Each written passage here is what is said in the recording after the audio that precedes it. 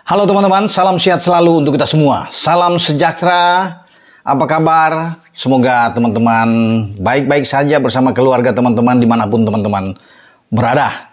Terima kasih sudah subscribe, like, share channel YouTube Bung Ropan. Karena tanpa bantuan teman-teman tentunya channel saya ini tidak berkembang. Dan ada satu yang saya ingin sampaikan kepada teman-teman. Jadi jangan lupa teman-teman untuk membuka ada channel YouTube baru dari Bung Ropan, yaitu Manyala. Wah, ini channel yang harus Anda pantengin ya. Buka dan jangan lupa subscribe juga untuk channel baru saya ini. Ya silakan teman-teman semua untuk buka namanya Manyala yang baru kemarin diluncurkan. Oke, saya akan bicara tentang Jai Itzes ya. Menarik untuk bicara kapten kesebelasan tim nasional senior kita ini. Ya, kita tahu bersama bahwa Jai sekarang menjadi tulang punggung untuk klub di Serie A Venezia. Dia membawa promosi bersama teman-temannya untuk naik dari Serie B ke Serie A. Ini suatu sejarah besar bagi karir sepak bola Jai Itzes. Dan Jai Itzes memilih untuk sekarang bermain di tim nasional Indonesia, bukan Belanda. Ya, padahal memang dia kelahiran di Belanda. Tentunya banyak yang menginginkan bisa bermain untuk tim nasional Oranye. Ya, siapapun itu, kesempatan untuk bermain karena bisa hadir di Euro, bisa hadir di Piala Dunia, itu sudah dalam genggaman kalau bermain dengan tim Oranye. Tapi bagi Jai, dia punya tekad yang bulat. Ya, sebagai pemain yang punya darah ya keturunan Indonesia, Jai memilih ya Indonesia. Padahal peluangnya itu terbuka.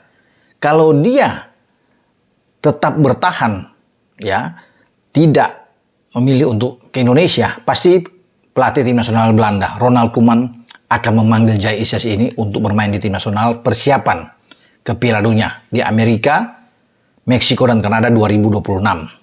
Dia bermain sangat bagus, tidak tergantikan di Venezia, mulai dari Serie B dengan pelatih Paolo Vanoli yang sekarang menukangi Torino, dan Torino bisa memuncaki klasemen di Serie A. Pencapaian yang luar biasa tentunya bagi Torino setelah 47 tahun mereka tidak pernah ada di puncak.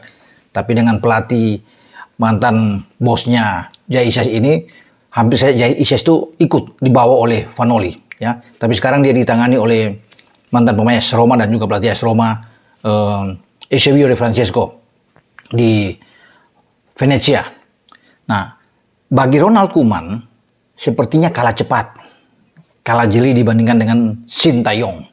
Sintayong sudah memantau keberadaan dari Jai Itzes ini sejak 2-3 tahun yang lalu. Dia melihat bahwa ini potensi untuk diambil, dan memang agak luput bagi Koeman karena Koeman mungkin agak terbuai dengan pemain-pemain top seperti Virgil van Dijk, Matthijs de Ligt, Nathan Ake, Stefan de Vrij, pemain-pemain yang ada di jantung pertahanan tim Oranye, sehingga dia seakan melupakan bahwa punya mutiara yang sangat bagus yang terpendam dalam diri Jai Itzes ya. Kalau dia tahu benar-benar Jai sekarang berkembang dengan pesat, apalagi bermain di tim nasional Indonesia, pasti dia akan mendapat tempat utama.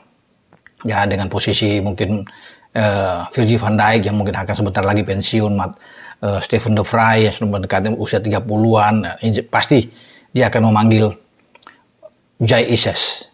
Tapi berkat STY cepat menelikung ini untuk bisa menarik bagi Jai Itzes menjadi warga negara Indonesia.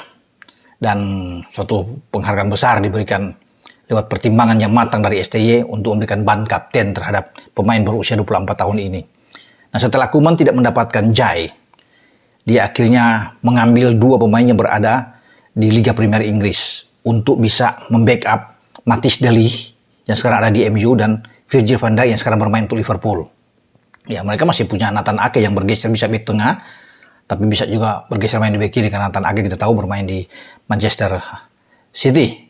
Ya, sementara di kanan mereka masih punya Denzel Dumfries yang ada di Inter Milan saat ini. Nah, Jai berposisi di tengah.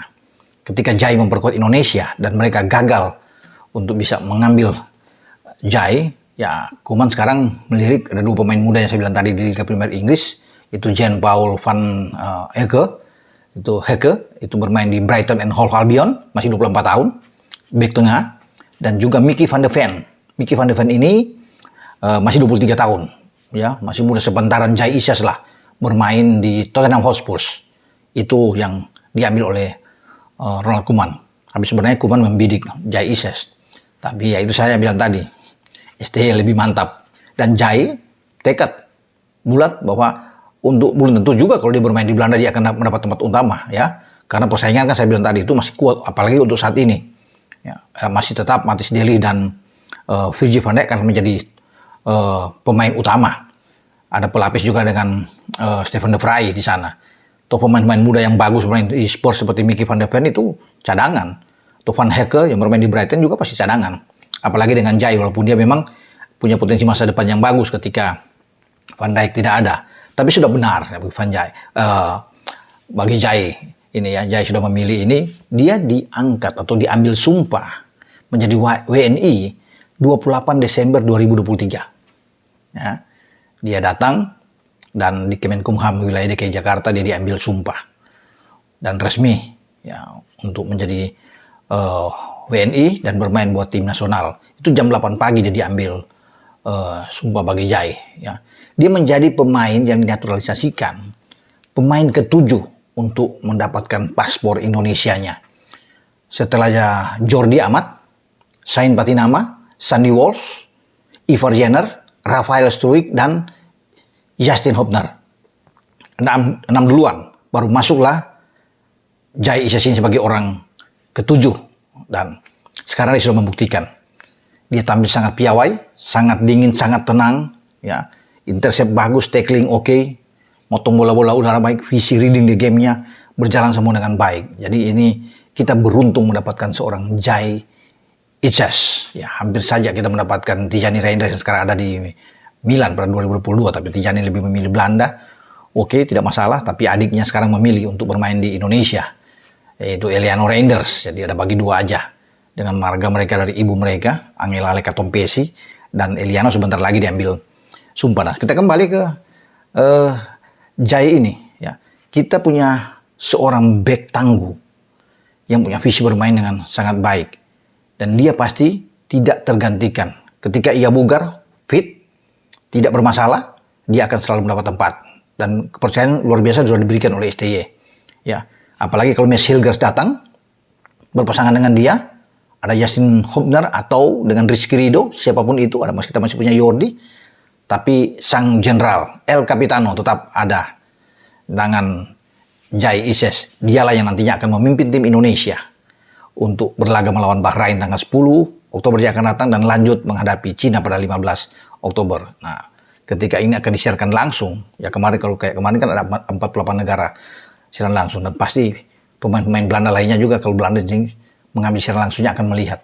Dan mereka sudah menyaksikan melawan Australia, melawan Arab sebelumnya dan Jai tampil sangat dingin, sangat tenang, clean sheet melawan Australia. Ya, hanya kebobolan 1 dengan Arab itu pun deflection dari Calvin Verdong. Dan dia memperlihatkan bermain dengan sangat stabil, sangat konsisten di jantung pertahanan kita. Pasti juga bagi Ronald Koeman, dia akan menggeleng-geleng kepala ketika menyaksikan Jai bermain dengan sangat bagus, ada di Venezia dan dia luput untuk bisa mengambil pemain yang satu ini. Tapi Jai lebih nasionalisme. Dia memilih saya pilih Indonesia karena dia tahu dengan Indonesia dia akan mendapat tempat utama dan akan mendapat kepercayaan besar dan itu terbukti. Ya, faktanya STY memberikan suatu kepercayaan yang belum tentu dia dapatkan di Belanda karena saya bilang tadi persaingan banyak sekali.